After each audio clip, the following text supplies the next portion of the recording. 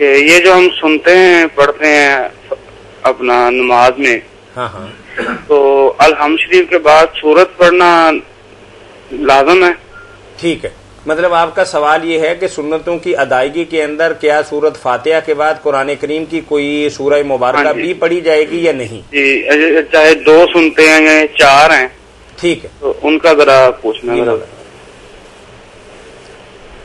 میرے بھائی ویسے تو کوئی بات نہیں، جیسے بھی کوئی پڑھ لے گا، کوئی نہ کوئی نیک آدمی وہ بات کہہ گیا۔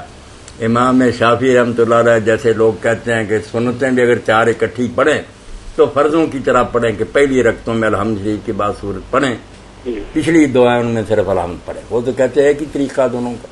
امام ابو حنیفہ رحمۃ اللہ علیہ کہتے ہیں نہیں، فرضوں میں ایسا ہوگا، سنتوں میں 4 رکعتوں جو ان میں صورتیں ساتھ الحمد کے پڑھی جائیں، تو پڑھ لینا بہتر ہے، کوئی بگڑے گا نہیں۔ میری سنیں تو میں کہتا ہوں 4 سنتیں ایک سلام سے نہیں پڑھنی چاہیے، بس سارے لوگ یہ مان لیں میری بات کہ کبھی بھی کوئی نماز جو ہے زور کی سنتے 4 نہ اکٹھی شروع کریں۔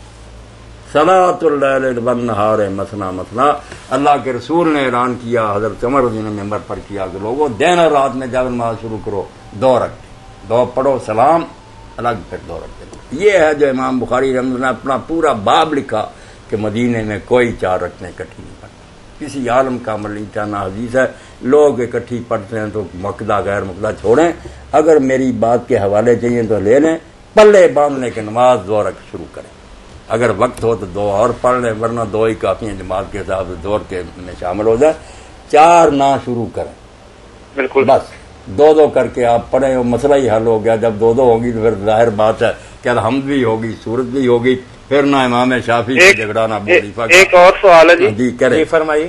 کہ زیادہ تر نمازیں جو ہے نا جی وہ آفس میں یا گھر میں ادا کرتے ہیں، جی تو مسجد میں جانا لازم ہے؟ جی جانا تو چاہیے، مگر آپ پڑھ لیتے ہیں تو نماز تو ہے ہی ٹھیک، یہ تو نہیں کہ نماز ہی نہیں ہوتی، مگر خسارہ تو بڑا ہے نا کہ ایک نماز اور 25 اور 27 نماز کتنا فرق ہے۔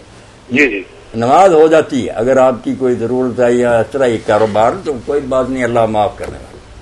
بہت شکریہ جی، جی السلام علیکم۔